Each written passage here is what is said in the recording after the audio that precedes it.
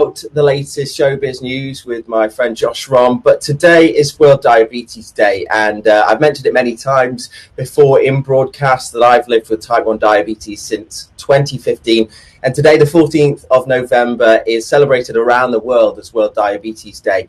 Now, we celebrate it on this day because 100 years ago, actually, not to this day, but 100 years ago, Frederick Banting and his scientific colleagues created, synthesized insulin that literally saved people's lives. Up until that moment that insulin was discovered, there was no way to successfully treat or manage type 1 diabetes in a way that would have you living a normal or very long life. So we're very grateful for Frederick Banting and everything that he did. And right now on HAPS, to celebrate World Diabetes Day, I am going to be chatting to someone who I've featured before on my podcast, Jack Anderson, known as Jack PT UK, all across social media. He's a personal trainer based in Bristol, my city, where I currently am right now. He's living in Oxford at the minute during this lockdown. But he joins me on HAPS today because not only are we celebrating World Diabetes Day, Jack, but we're also celebrating the release of a film which tells the story of your incredible physical challenge that you went through earlier this year, last month, actually. So it's called Sweet Suffering. Tell me what it's all about. So Sweet Suffering is a film about my journey as a type 1 diabetic into a ultra endurance event, which was an Ironman, which I completed with only 4 months training. So it covers everything, the training to the issues that diabetes was imposing on that event. And it's just sort of a nice story that sort of shows all the struggles that I faced whilst training for that feat.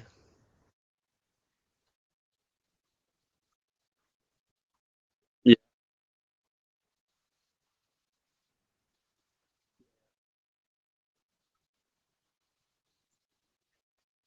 Mm.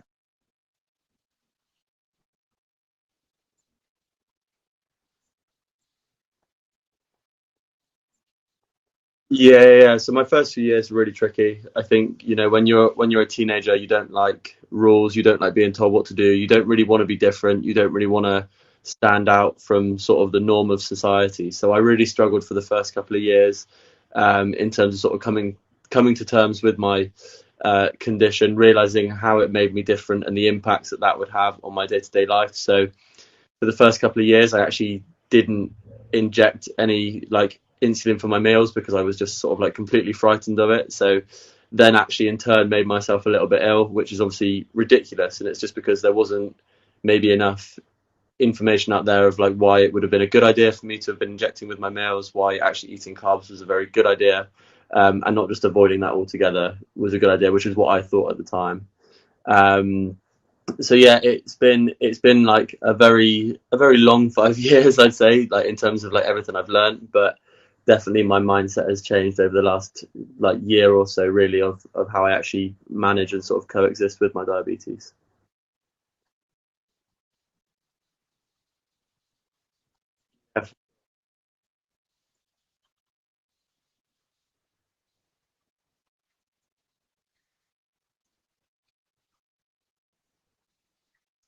Uh, yeah,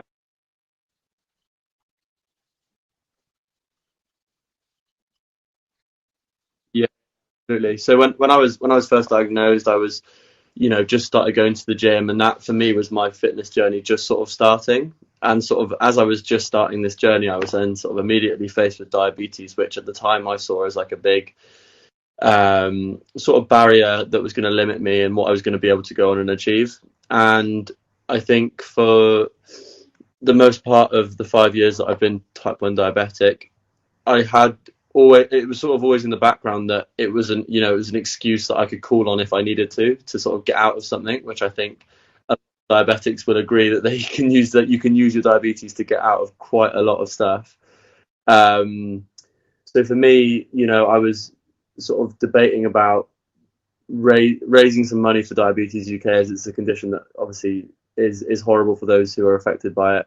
And I was just going to pick something where diabetes would be a great excuse to not do it. And I thought, well, actually, I'm going to do it alongside diabetes. So that's why I picked the Ironman.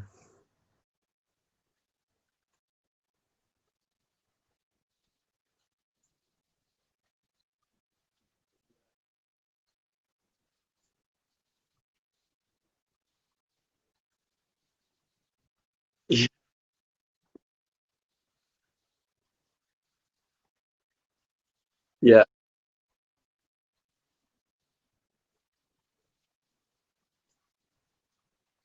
yeah,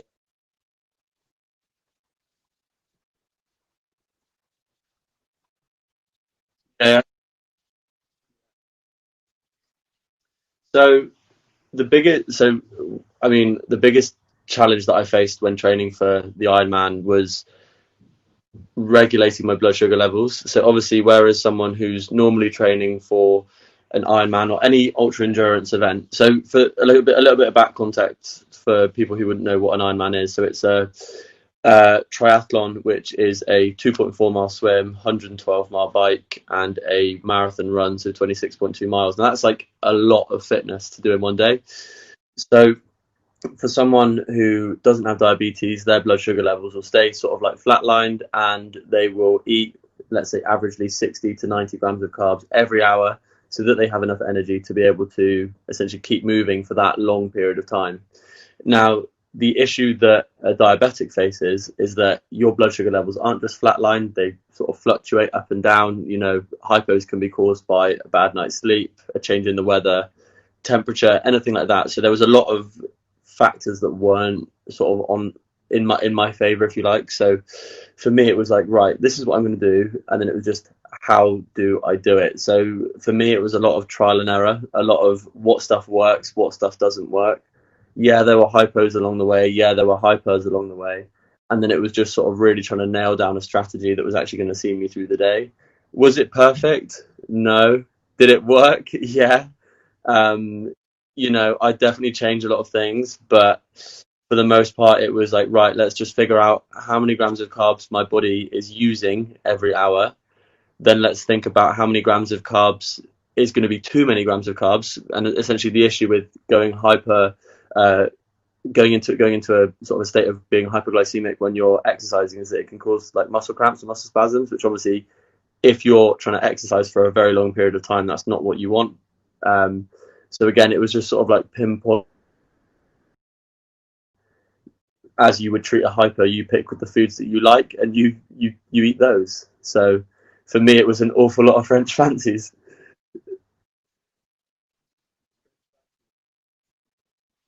No.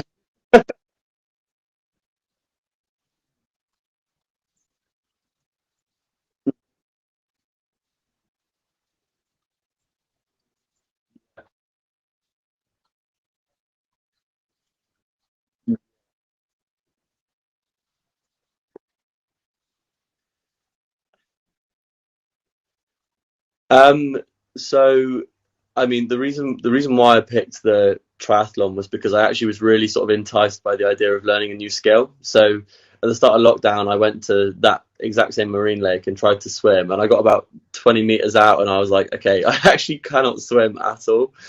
Um, so I was like, right, let's sort of embark on a triathlon to try and like learn that skill of swimming. So, you know, it's more than anything, it's a skill, and it's a skill before it then becomes sort of something that you would consider a tool to be able to improve your fitness. So for me, you know, with a run, you can go out on a leisurely run, or if you're training for something, you can use a run to improve your fitness, to improve your cardiovascular fitness. So for me, I was using my running and my cycling, which were a little bit better practiced than my swimming, to improve my cardiovascular fitness. In terms of my swimming, it was like, right, learn how to swim, teach yourself how to swim. So it was a lot of YouTube watching, a lot of practicing, a lot of criticism off of the Instagram, and hearing different bits of advice from people. But yeah, no, it was fine, and actually, I found it really really quite nice learning something new. And there's something quite therapeutic to me in a weird way of being out in open water that's quite cold. You know, it's a lot better with a wetsuit. Doing it in your budgie smugglers isn't too friendly, but in a wetsuit, it's not so bad. But yeah, so it was.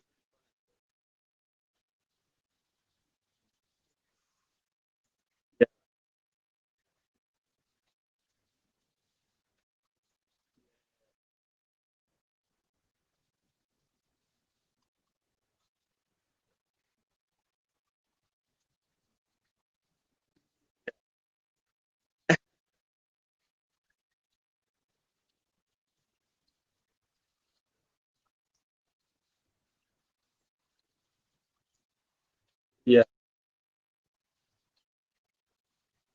Uh,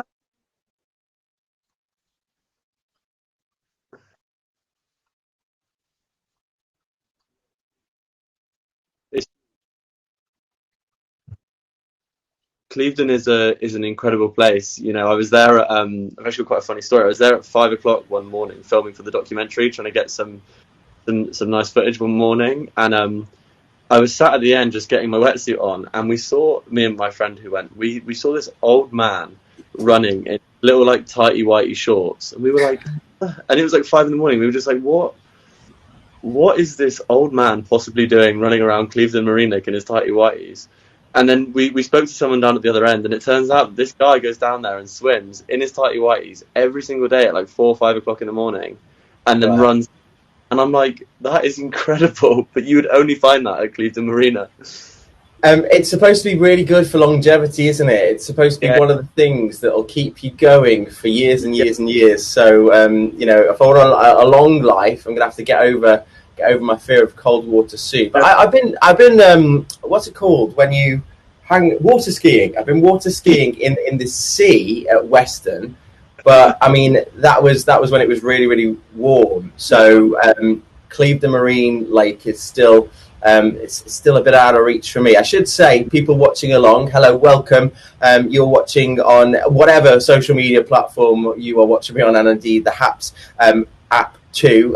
There's a comment box, and if you've got any questions that you'd like me to ask Jack, or indeed ask myself, then do use them and I'll pass them along. But Jack, what we spoke about there, you trying all these new things, doing this crazy sort of physical challenge, that successfully happened last month. Talk yeah. about actually doing it. So after all of that training, what was it like to just get around there and finish it?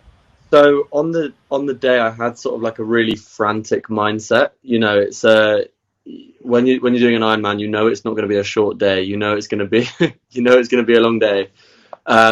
So the sort of conversations that I was having with myself is that, you know, think of why you're doing it.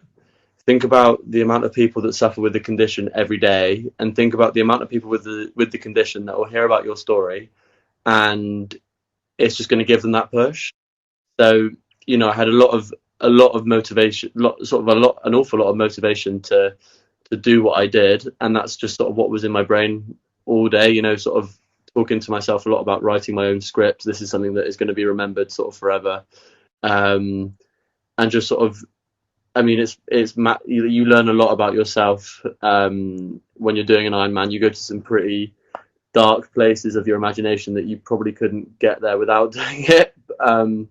You know, when you're running after moving for 14 hours already, you just think, what have I got left?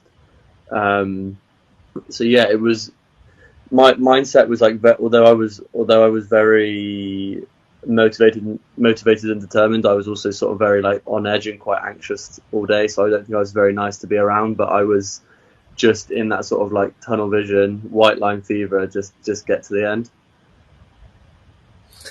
And if I can only, I mean, the most difficult. Well, I suppose what I've done, I've done a Tough Mudder, but I mean Yeah. that wasn't too bad. My worst ever thing, like I don't know, physical challenge thing, was the Swansea Half Marathon, and I was in tears by the Yeah. end of that. Just it was just never ending. But I mean, I guess the sort of nice thing about what you did is that you got to do a few different things. So the cycle felt a bit different from the run, and then the swim maybe felt a bit different about them altogether. Did it work that way, or was it just more pain after more pain after more pain?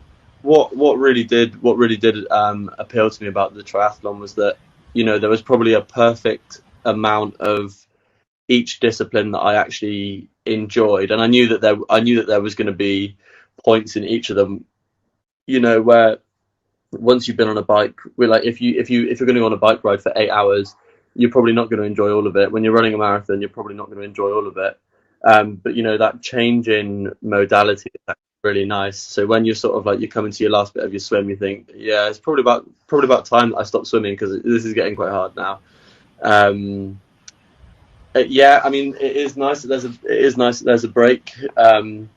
but again, in an Ironman, the distances are very long, and it's sort of a whole day event. So you're not really in the mentality where, with a half marathon or with a marathon, you know that it's just a certain amount of time that you just have to endure, and then it'll eventually come to an end.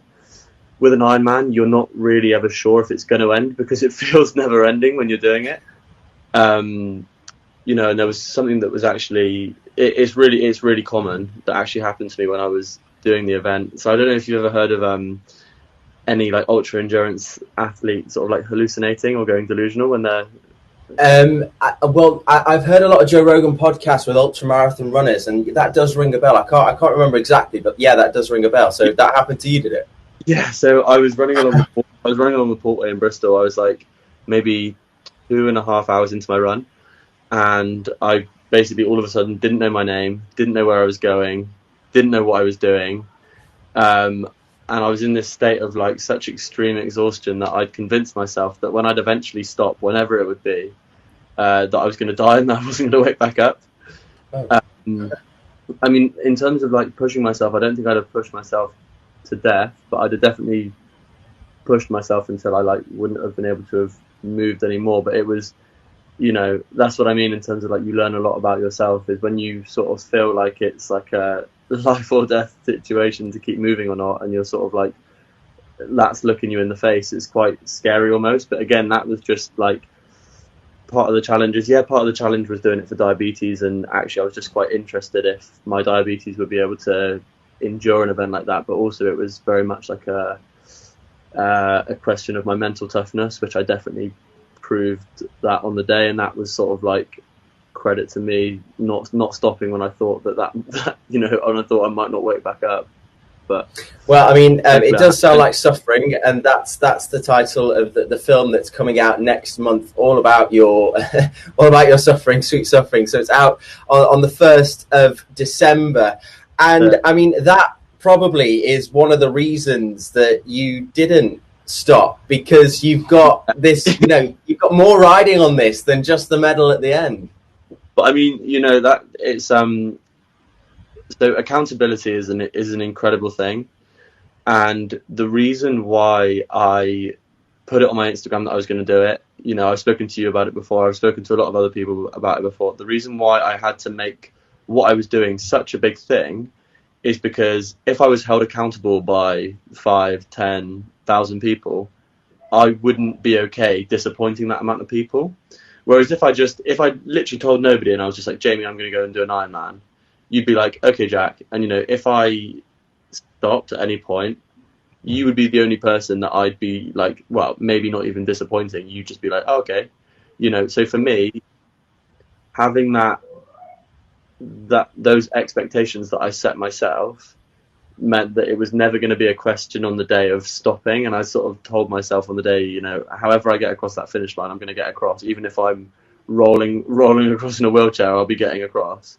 So yeah, like the accountability was huge, and I think when you've got like people, bless him, that one of my very, very close friends, James, who's actually the producer of the documentary, on the day he was running behind me, and I think he was in more pain running behind me than I was doing the Ironman, and Not I with was a like, camera.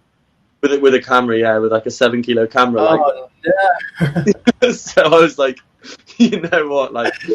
James can run a half marathon with a camera and he's nearly dead, then I think I'll be all right.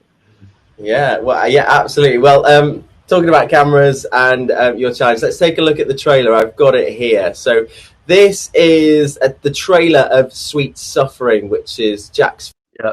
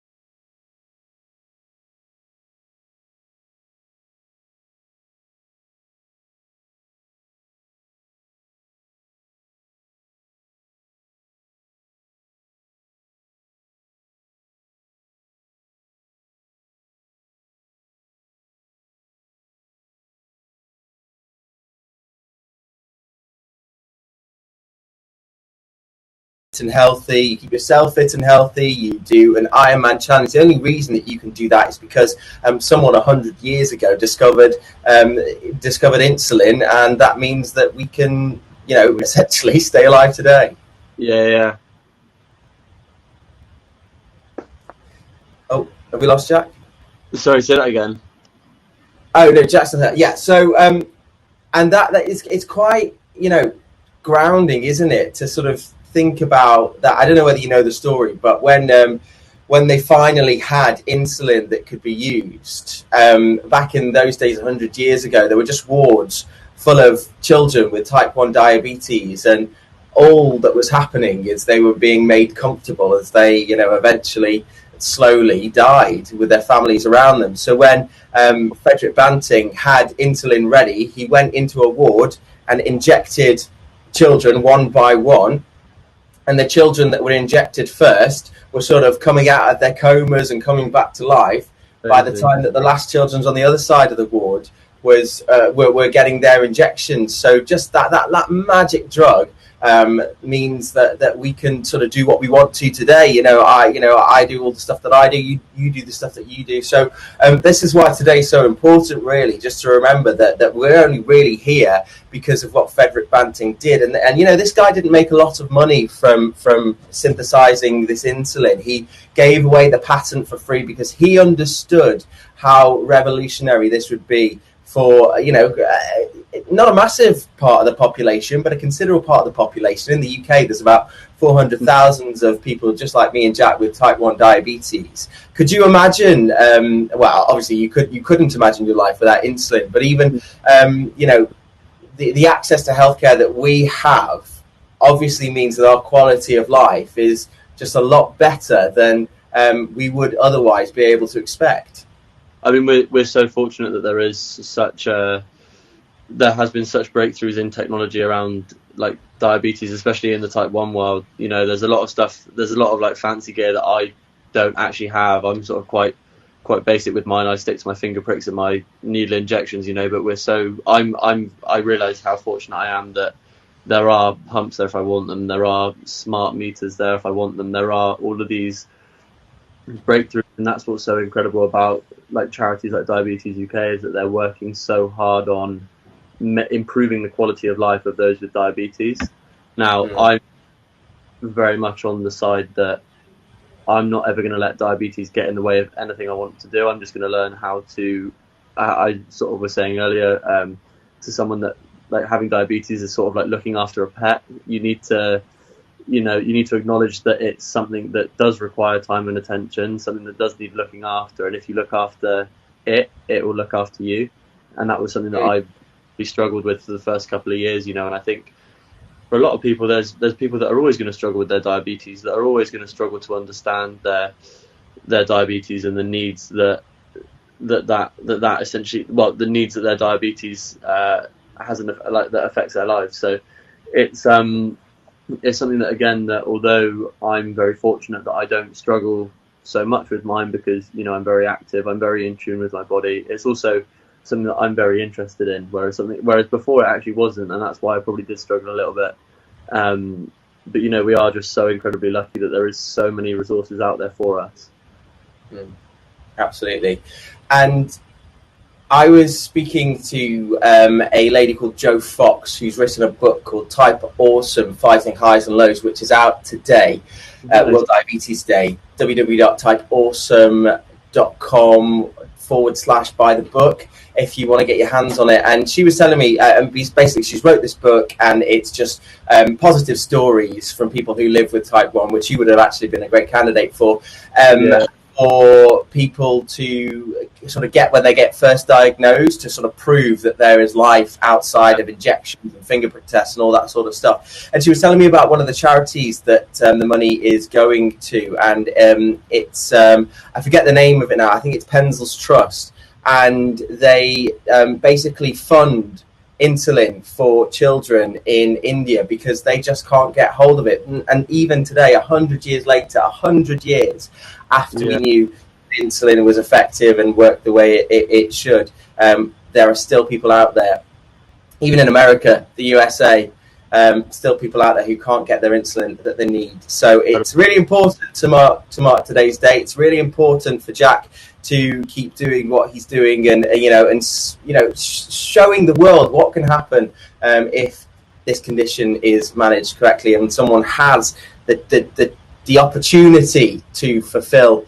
their potential. And obviously, Jack, you're in your early 20s. You've obviously got a long way to go yet in terms of goals, I'm hoping. So I mean, you're starting with a film, you're starting with an Ironman challenge. What's the ultimate goal? What's next? So I think it's always just going to be finding. In terms of like sort of outcome for me in my life, I've got career goals, I've got sort of like personal goals.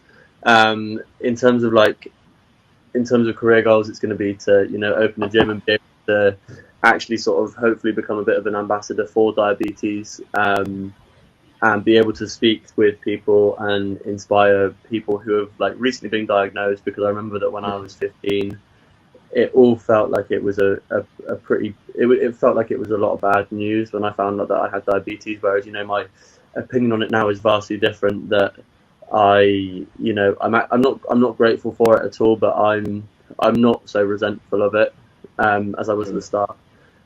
In terms of like fitness challenges, I do want to top what I've done. For sure, it's just going to be a sort of to the drawing board to just figure out what's next. Who knows? But again, I'm sort of, and this I think is where I'm a little bit different to maybe a few other diabetics, in that I'm very curious and very intrigued by what is physically possible of someone with type 1 diabetes. That when people say, if you've got diabetes, you can't do this, I sort of want to question that and say, well, why not? So that's sort of going to be my next goal, is to just pick something, again, that a diabetic probably shouldn't be doing and would probably be advised not to do, and then figure out a plan of how to do it. And we're talking fitness here. We're not talking like a Bruce Bog Trotter cake-a-thon or anything like that. We're talking fitness. I'm actually going to bake a cake today. It was my birthday at the start of November, and I bought myself a pre-made cake box mix, and I was going to make it for a TikTok, and I never ended up making it. But it's World Diabetes Day, and I've got blue food dye, so I'm going to make a blue cake for World Diabetes Day. Sorry? Have you painted your nails? No. With it being locked down, I haven't really got access to any female friends, but I do have a blue dry wipe thing. So to explain what's going on here is Diabetes UK is asking people to paint their nails blue in a sort of show of support for people with diabetes. So are your nails painted? Unfortunately not. Are you going to paint them? Rubbish. If I've got any blue nail paint here, I will, if I can find some. You didn't bring your makeup bag then with you? I know, I forgot it. Hopefully them. But there we go. So I've got 2 blue nails in the spirit of things for Diabetes UK. But Jack, it'd be great to talk again. Good luck with everything in the future. I'm sure we'll catch up more in the future as well on all your big plans. But that was Jack Anderson, the sort of co-producer and star of Sweet Suffering, a new film coming out on Amazon Prime next month on the 1st of December. I believe.